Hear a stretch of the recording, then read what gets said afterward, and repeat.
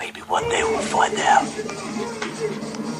Número 5, Vin Diesel. Vamos começar com o mais óbvio, mas também o mais explosivo. Vin Diesel. A guerra entre esses dois titãs do cinema de ação não começou nos tabloides. Começou no set de filmagem de Velozes e Furiosos. Duas filosofias completamente opostas se chocaram como carros em alta velocidade. De um lado, Jason Statham, pontual como um relógio suíço, profissional como um soldado britânico, focado no trabalho como um cirurgião. Do outro lado, Vin Diesel, sempre atrasado, sempre exigindo mudanças no roteiro, sempre precisando que o mundo girasse em torno dele. A tensão começou pequena. Diesel chegava 2, 3 horas atrasado. Statham esperava em silêncio, mas por dentro fervia. Em Hollywood, tempo é dinheiro. E fazer uma equipe de 200 pessoas esperar por causa do ego inflado de um ator é algo imperdoável para quem vem da disciplina do cinema britânico. Mas o estopim veio durante as filmagens de Hobbs e Shaw. Diesel não apenas chegou atrasado, ele chegou com uma lista de exigências. Queria reescrever diálogos para parecer mais inteligente que Statham. Queria mudar coreografias de luta para ele sair sempre por cima. Queria, basicamente, transformar o filme em um comercial gigante da sua própria imagem. Foi aí que Jason explodiu. Não publicamente, não na frente das câmeras, mas nos bastidores. As palavras exatas nunca foram reveladas, mas testemunhas contam que Statham chamou Diesel de criança mimada em corpo de fisiculturista e disse que trabalhar com ele era como babá de um adolescente problemático com um orçamento de 200 milhões de dólares. Escreva nos comentários a palavra Jason se você também não suportaria trabalhar com alguém assim. Vamos ver quantos de vocês têm a mesma paciência que o Statham. A partir daquele momento, toda a entrevista conjunta virou um campo minado. Eles mal se olhavam, respondiam perguntas sobre o outro com monossílabos e você podia cortar a tensão com uma faca. O mais interessante é que Diesel tentou fazer as pazes algumas vezes. Mandou presentes caros, convidou Statham para jantares, até ofereceu participação em outros projetos da franquia. A resposta de Jason foi sempre a mesma: silêncio total. Porque para Statham, respeito não se compra com presentes ou promessas.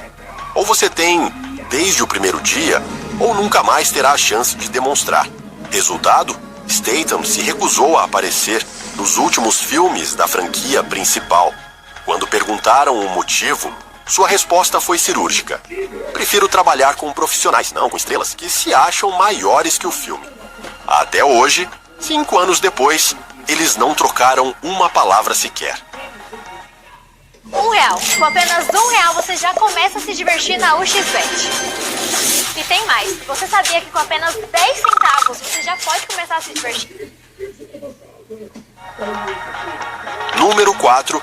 Shia LaBeouf. Agora vamos para um caso mais bizarro. Shia LaBeouf. Você deve estar pensando, mas esses dois nunca fizeram filme juntos. Está certo. Mas isso não impediu que Statham desenvolvesse uma aversão profunda pelo jovem ator americano.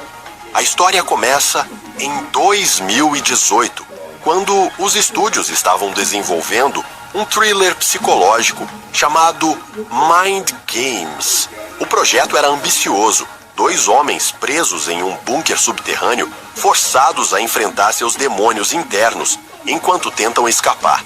Era para ser o Cube dos anos 2010. Jason Statham foi o primeiro nome confirmado.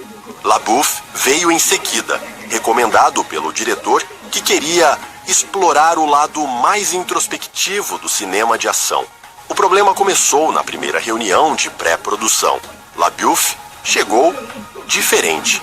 Cabelo comprido, roupas rasgadas de propósito, unha pintada de preto.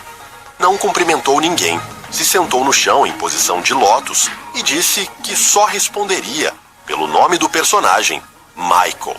Statham, sempre direto, perguntou: "Certo, Michael, você leu o roteiro?" A resposta de LaBeouf foi um monólogo de 10 minutos sobre como ele havia canalizado a energia do personagem através de jejum de 3 dias e meditação com cristais. Terminou dizendo que precisaria de 1 mês de preparação espiritual antes das filmagens. Jason olhou para o diretor, olhou para LaBeouf, se levantou e disse apenas: "Não." Mas a coisa não parou por aí. Semanas depois, quando Statham já havia abandonado o projeto, LaBeouf mandou uma mensagem de voz de 15 minutos para o telefone pessoal do ator britânico. O conteúdo nunca foi revelado publicamente, mas pessoas próximas a Statham contam que LaBeouf acusou o veterano de não compreender a arte verdadeira e de estar preso em uma visão comercial e superficial do cinema. A resposta de Statham foi publicar uma foto no Instagram. Ele treinando boxe em uma academia, com a legenda: "Alguns preferem falar sobre arte, outros preferem suar por ela." Desde então, sempre que o nome de LaBeouf é mencionado em entrevistas, Statham tem uma resposta padrão: existem atores que fazem o trabalho e existem atores que fazem teatro sobre fazer o trabalho. Eu prefiro os primeiros. A indústria entendeu o recado. Nunca mais ofereceram projetos com os dois juntos. Número 3. Steven Seagal. Steven Seagal. Só de mencionar esse nome, Jason Statham faz uma cara como se tivesse mordido um limão azedo. A rivalidade entre eles é antiga e tem raízes profundas na filosofia do que significa ser um ator de ação. Statham, que treinou artes marciais de verdade por anos, que quebrou costelas, que sangrou nos treinos, sempre viu Seagal como uma farsa ambulante. "Eu acordo às 5 da manhã para treinar." Ele acorda às 5 da manhã para pensar em como vai fingir que treina, disse Statham em 2019, durante uma entrevista para uma revista britânica. O problema de Jason com Seagal não é apenas profissional, é ético. Enquanto Statham faz questão de performar suas próprias sequências de ação, levando socos e chutes reais, Seagal construiu uma carreira inteira baseada em movimentos teatrais e efeitos de câmera que escondem a falta de preparo físico. Mas o que realmente irritou Statham foi um encontro que tiveram em 2016, durante uma festa da indústria em Los Angeles. Seagal se aproximou com aquela sua pose característica, peito estufado, andar lento, olhar de superioridade, e disse: "Garoto, eu estava fazendo isso quando você ainda estava vendendo perfume na rua." Era uma referência ao passado de Statham como vendedor ambulante antes de virar ator. Uma provocação baixa e desnecessária. A resposta de Jason foi letal. "A diferença é que eu parei de fingir. A tensão no ambiente foi imediata. Pessoas se afastaram, conversas pararam. Seagal tentou rir da situação, mas o constrangimento era visível." Acesse agora cinecultura.canal no youtube.com ou clique no link da descrição e pegue sua lista dos 100 melhores filmes dos anos 80. É de graça e vai turbinar sua cultura cinematográfica. A partir daquele dia, Statham fez questão de alfinetar Seagal sempre que possível. Em entrevistas, quando perguntavam sobre influências no cinema de ação, ele sempre citava Bruce Lee, Jackie Chan, Jet Li e terminava com: "E tem aqueles que acham que são Bruce Lee, mas são apenas atores com ego inflado." Todo mundo sabia de quem ele estava falando. A gota d'água veio quando Seagal, em uma entrevista de 2020, disse que os jovens atores de ação de hoje não têm a experiência e a sabedoria dos veteranos. Statham, que na época já estava com 53 anos, respondeu no Twitter: "Experiência se ganha lutando, não fingindo lutar por 30 anos." O tweet viralizou. Memes foram criados. Steven Seagal nunca respondeu. Número 2. Jared Leto. Jared Leto representa tudo o que, Jason Statham despreza no cinema moderno a pretensão disfarçada de método de atuação. A história entre eles poderia ter sido diferente. Só no mês passado, a Bet365 aumentou as odds de mais de 20 mil apostas. Jogue com responsabilidade. Diferente. Em 2017, os dois estavam cotados para estrelar The Accountant 2, uma sequência do thriller com Ben Affleck. Leto entraria como o vilão principal, um hacker genial com transtornos psicológicos. Statham seria o parceiro militar de Affleck. Tudo desmoronou na primeira reunião com o diretor. Leto chegou 2 horas atrasado, já um péssimo começo para alguém que ia trabalhar com Statham. Mas o pior não foi o atraso, foi a performance que ele armou. Ele entrou na sala vestido completamente de preto, usando óculos escuros, mesmo estando em ambiente fechado, e se recusou a sentar. Ficou de pé, encostado na parede, olhando para o teto. Quando o diretor começou a explicar o projeto, Leto levantou a mão e disse: "Eu não sou o Jared agora, sou Marcos. O Marcos não fala em reuniões sobre filmes. O Marcos só fala sobre códigos e sistemas." Jason Statham, que já estava com pouca paciência, perguntou diretamente: "Marcos, você vai ler o roteiro ou não?" A resposta de Leto foi surreal. Marcos não lê. Marcos absorve. Deixem o roteiro no meu trailer e eu vou sentir a energia das palavras.